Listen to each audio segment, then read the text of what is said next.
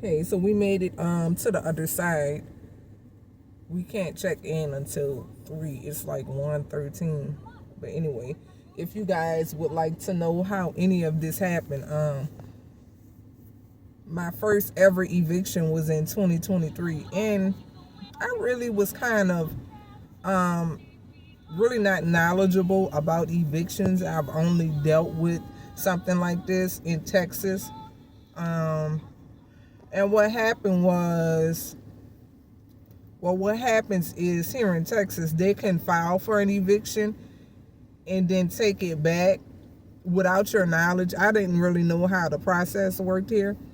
So what happened was they would file for these evictions and I would get caught up on my rent and they would dismiss the evictions. That's the word for it. They would dismiss them. But it still leaves a record of evictions because they don't allow you to expunge the evictions here in Texas. So it would still leave a record of evictions, like on your credit check. I'm not sure if it's on your credit or whatever they check on your history here in Texas, and without my knowledge. So when I went to move, when I was having issues, when I was having issues and I went to try to move, this stuff was on my record. Now keep in mind, I had never had anything like this on my record. Stop. I never experienced an eviction before. And I had no clue, like when they were doing this stuff, that it would stay on my record. So that was a part of the issue. The number one issue was I went to court and I had a plan. Me and the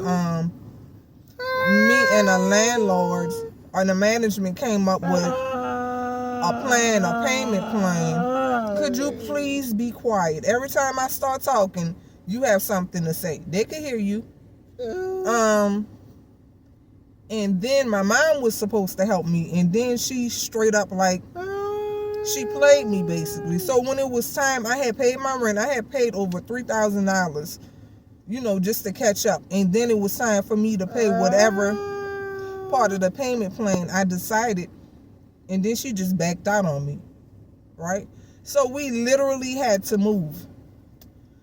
And then after that, I was gone from pillow to post, and I finally found somewhere else. Could you please stop? I finally found somewhere else to go, and I was having issues there.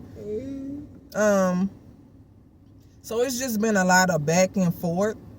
And then the last place we were supposed to be there, our agreement was supposed to be until July, which is July now. So we were still supposed to be there.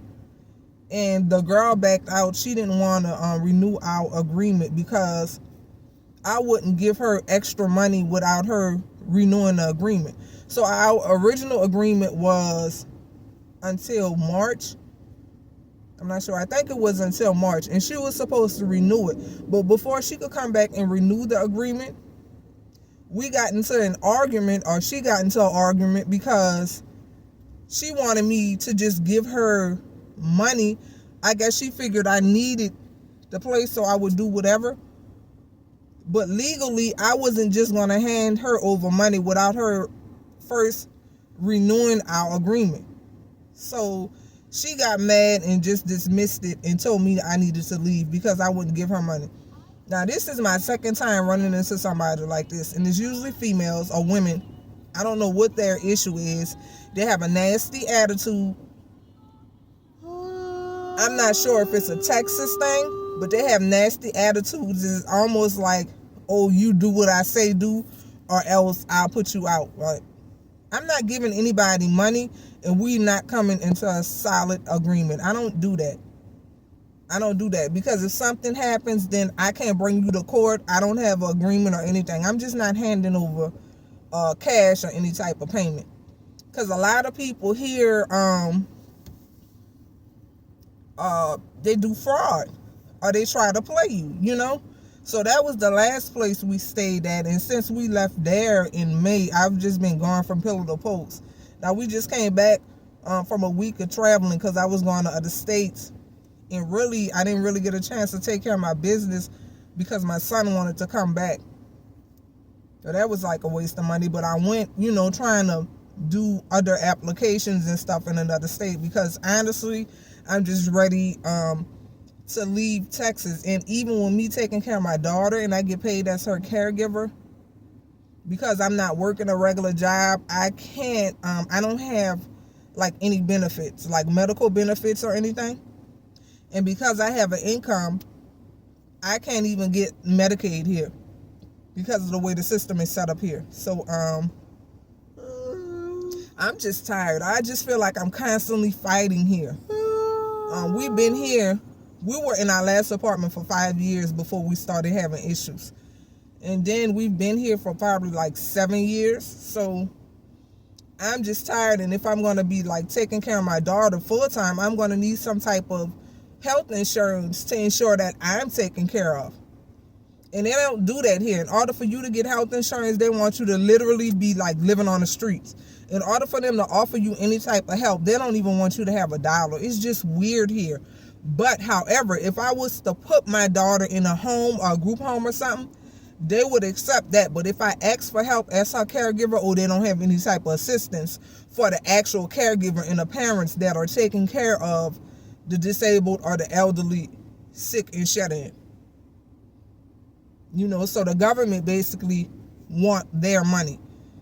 Because any other time when you should be paying the actual caregiver, and a lot of caregivers that are of no relation aren't even taking the jobs, like caregiver jobs, because one, they don't pay enough. You don't get enough hours and they don't pay you enough, right? So they have a caregiver shortage in Texas, period. And it's so bad to the point, it's been on the news a couple of times. And for those who are more severe than my daughter, like need a nurse and stuff like that, even the nurses, they have a nursing shortage too, because no one is going to work for you. Rent is high as hell here in Texas. People need benefits. They need their money. Nobody's going to work for you if you're not paying them. Even a lot of the doctors' facilities, a lot of the waiver programs, they're disconnecting and releasing Medicaid patients and dealing with Medicaid because they're saying they're not getting paid. They're not getting paid properly. So how do you want people to do a proper job and you're not paying them? So this is my issue. And then also, my daughter just turned 21. So the whole system, the whole insurance and benefit thing changes when you turn 21, regardless if you have a disability or not here in Texas. So I'm just tired of the whole system. I'm tired of the whole system. I've been working all of my life and I'm a taxpayer. And when you turn around and you actually need help, you can't get the help that you need. I know plenty of people that have been getting assistance for years and they don't even have a work history like me. At this point, I've worked so much, I'm in my 40s, I've worked so much that I have over 40 credits to retire, but because of my age, I can't retire. That's how much I've worked in my 40s already. But I have people with no work history or limited work history, and they are giving these people all of the benefits.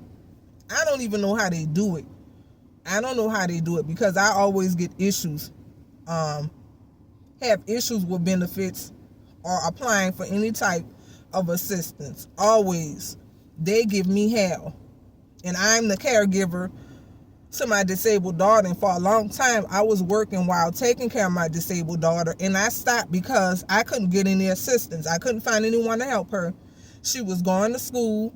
She was in a special education program. And I didn't have anyone to bring her to school in the morning time or put her on a bus. I also didn't have anyone to take her off of the bus and be there with her after school, even if it was a couple of hours I needed to get home from work. No family members, no assistance, because when Medicaid will offer assistance like caregivers, you would basically have to find your own caregiver because there's such a shortage. They didn't have workers. They still don't have workers. So when you go into these programs, and they're like, oh, we'll offer you a caregiver assistance, or we'll pay for caregivers. They don't really have extra people to do that. They're like, oh, you have to find your own person. Or if you find your own person, they can fill out an application. And then when you do find certain people, they only want to do certain stuff. You ask them to do stuff and they like have attitudes and stuff. So I just stopped. I was like, I'll just do it myself, because it was becoming too much of a burden at this point. So that's why, because I was working in a hospital, and I even stopped going there because it was too much of a burden to go there and take care of people, then come home and take care of my own daughter. It was just too stressful. And then I didn't want to be in a position where I was going to work just to make money and just really not wanting to take care of the people. I don't want that, because I don't want anybody to do my daughter like that. So I just stopped doing it. I just stopped doing it this year. So that's basically what happened. Right now we're looking for somewhere, but I'm not interested in staying in Texas at all because of all of the issues I've been dealing with. Not interested at all. So I'm looking in other states. My son is about to go to school in Iowa. I don't know if I'll be looking in that area. I was looking somewhere else because I really didn't want to deal with the cold like that. But if we have to be there for a little while, that's fine. But I'm just really looking to go somewhere where I can apply for benefits and know I could get benefits while I'm taking care of my daughter, because she doesn't have anyone else to take care of her. And we tried a group home in Texas. Let me tell you, horrible. Before COVID, she was in a group home. During COVID, when COVID hit, 2020, the beginning of 2020, they weren't taking care of my daughter. My daughter is petite. She's already small. She's like 5'3", maybe 120 something pounds, between 125 and 130 pounds. My daughter had lost so much weight. They weren't feeding my daughter. Then they were pretending they didn't know what was wrong with her, bringing her to all these doctor's appointments. What's wrong with her is you're not feeding her. And then it got to the point to my child, when I would bring her back to the group home, she would start screaming and hollering and crying. That's not a part of my daughter's personality. So for her to be screaming and hollering and crying when I pull up in front of the group home, that means you're doing her something. I pulled her. So during COVID, I pulled her and she was staying home with me because I didn't know what was going on. I didn't want her to get sick. I didn't want her to be locked down in the group home. But then after that, I was seeing how she was getting treated, and I was bringing her back and forth to the doctor. Even her blood work wasn't right because they weren't feeding her. Like, she was having low vitamin D, all types of stuff that she never had before because she wasn't being fed properly. Then my daughter came back with habits. Like, she started saving her food. It was like she was scared to eat all of her food. That's how I knew you weren't properly feeding her, because my daughter never did that. She would just eat her food. So, and she still have the habits. It's like she pick off of food. Say if I give her chicken nuggets, she will literally take pieces of the chicken nuggets and put it on the side. Now, she's disabled. Let's show you how smart she is. She's disabled. She's nonverbal. She has an intellectual disability. However, you can still see where she leave pieces of food on the side. Where did she get that habit from? That's because you're not feeding her. So she's leaving food on the side in case she gets hungry and she needs to come back. They weren't feeding my child. So for so long, for a couple of years, we had to get my daughter insured for her to get back all of her calories and stuff she was missing. We had to bring her to a nutritionist. She was getting insured, and I was feeding her balanced meals, like bigger than normal, so she could gain weight. So that's small already, like 5'3", 120 something, 130 something pounds. That's already small. So for her to lose weight, she was almost like 100 pounds. You know how small that is for her? She was really real thin. So I basically pulled her and I reported what was going on. But as far as us being here, I'm just trying to find some place for us to go, another place for us to go. and it's probably not going to be here. So yeah, that's basically what happened. That's how we got into this position. And at this point, I feel like I'm abiding my time until my son go off to college. And right now we're just looking for another home, but it's more than likely going to be in another state. So yeah, that's how we got into this position. So I'll talk to you guys later.